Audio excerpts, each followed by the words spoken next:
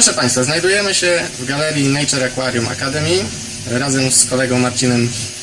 Po raz kolejny macha nam ręką, a teraz przyszła pora na kolejne akwarium. Proszę bardzo. To jest klasyczna 90 Adoska, czyli wymiar 90-45-45, jeden z najbardziej popularnych zbiorników, jeden z najbardziej popularnych wymiarów właściwie zbiorników, jakie aktualnie wśród akwarystów Nature są. Zbiornik i aranżacja jest pomysłu Pawła Igleskiego.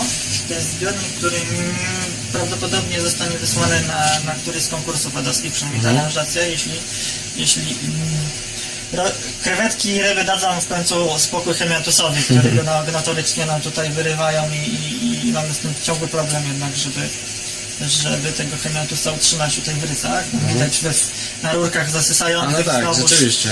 Znowuż ledwie co było posadzone, znowuż się ktoś połaszczył i znowuż... Ale one to wyrywają, bo jedzą to, czy tak się tarzają? To zazwyczaj tutaj jest wina, trochę wina jest silnego prądu, a trochę jest wina krewetek Amana, które jednak są silne i koszanki w chemiatusie, tym Calatrichoides cuba, są bardzo malutkie, delikatne i trzeba by po prostu, tam jest jakiś delikatny błąd taktyczny zrobiony. Jednym z najlepszych rozwiązań posadzenia chemiatusa Calatrichoides jest posadzenie w grubym podłożu, głęboko, i przesypanie go drobnym podłożem wersji powder. Wtedy ten drobna wersja powder wchodzi pomiędzy grube częstki, klinując jednocześnie korzonki, tak? Tam w tylnej warstwie nie zostało to zrobione, natomiast w przedniej warstwie zostało to zrobione. Tutaj z przodu, tak?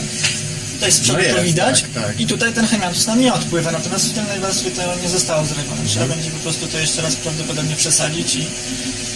Czy czekaj, ta podłoże powder to jest tutaj ta warstwa, to jest ta drobniutka tu. Aha, to jest ta drobniutka. To jest muł akurat, bo to też jest zbiornik, który był już robiony. Tutaj była aranżacja z korzeniami, którą zaraz pokażemy za chwilę w innym akwarium. I zostało zmienione tutaj na aranżację z kamieniami. Zresztą Paweł bardzo lubi aranżację Iwagumi, chyba bardziej mu pasują aranżacje Iwagumi niż Ryuboku. A Ryuboku to jest aranżacja? Z drewna. Aha, drewna. Z korzeni. No, zbiornik jest klasyczny, oświetlany jest 150W Hakui, tak zwany Nature Aquarium Lamp Green, 8000 kelwinów green tak zwany, czyli z podbitym pikiem zielonym, tak? To tam na wykresie lampy widać, że jest tam dodatkowe, w okolicach 8000 dodatkowy pik. I to w akwarium też to widać, bo jest taki, ja na ekranie tutaj widzę, że jest taki zielonkawy bardziej odcień. Trochę inny jest odcień. Tu jest akurat zastosowane są dwa filtry Heima. Jeden bardzo duży Eheim. Zresztą nie jest największy nasz Eheim, ale to jest ten duży Eheim Electronic 3E. I drugi wspomagający profesjonalny. Obydwa już praktycznie pracują jako filtry biologiczne. Zazwyczaj jest tak, że duży filtr jest głównie biologiczny, mały jest wykorzystywany do wszelkich prac, gdy się problem staje, tak? Łatwiej jest po prostu w małym, czy to jakieś wkłady filtracyjne zmienić, dodatkowy węgiel, dodatkowa włóknina, cokolwiek. Można sobie pobawić się małym filtrem, natomiast dużego się nie rusza i duży jest czyszczony tak na dobrą sprawę chyba raz w roku, najczęściej. Ja się śmieję, że jak się zatka. Widać naprawdę, że się zatka, albo nam się przypomni, że... A kiedy on był czyszczony? No nie wiem. A, to znaczy, że bardzo ważne i trzeba coś tam zajrzeć do niego, tak? A te ryby, jak się nazywają? To jest Rodway? Zwinnik? To jest ten błyszczącym grzbietem. Tak, to jest ten błyszczący. No i jedna z odmian czerwonogłówki. To jest akurat ta odmiana czerwonogłówki, która jest ma najmniej czerwony łeb, tak. a najbardziej kolorowy i ostry ogon, tak? Rysunek na ogonie, bo jak niektórzy akwaryści wiedzą, są trzy odmiany Rhodostomusa, tak? Pośredni, ten, który ma najbardziej czerwony łeb, najmniej okazały ogon, a to jest właśnie ten, który ma najmniej okazały łeb, najmniej czerwony łeb, ale najbardziej regularny rysunek na ogonie. A ja w pierwszej chwili myślałem, że one są takie słabo wybarwione.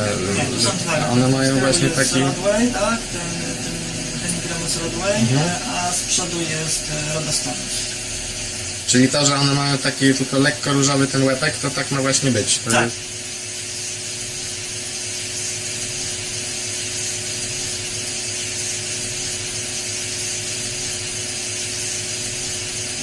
A ta roślinka tutaj, która jest w prawym rogu, to jest...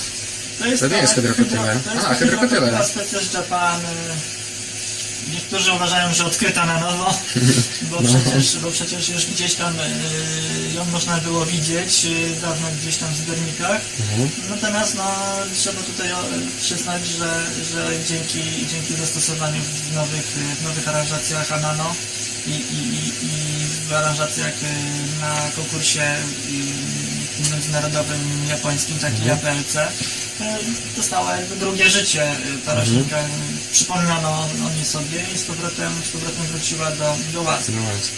Ona aktualnie występuje handlowo jako Hydrocotyla species Japan, no bo jakby dzięki Japończykom z powrotem wróciła do łask.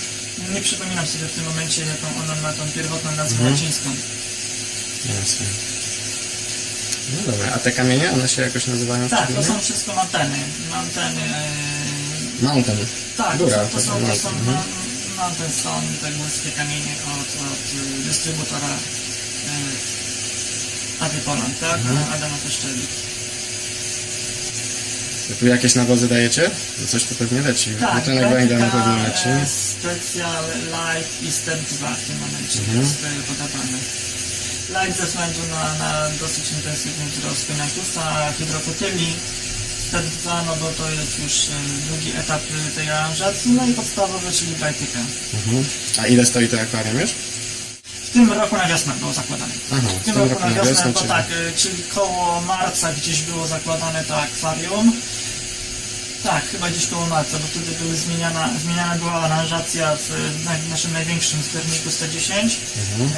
Były sprzedawane z niego kamienie i z tego zostały zabrane korzenie, bo tu była aranżacja z korzeniami. Zostały przerzucone te korzenie do 110, a tu powstała nowa aranżacja. Rozumiem.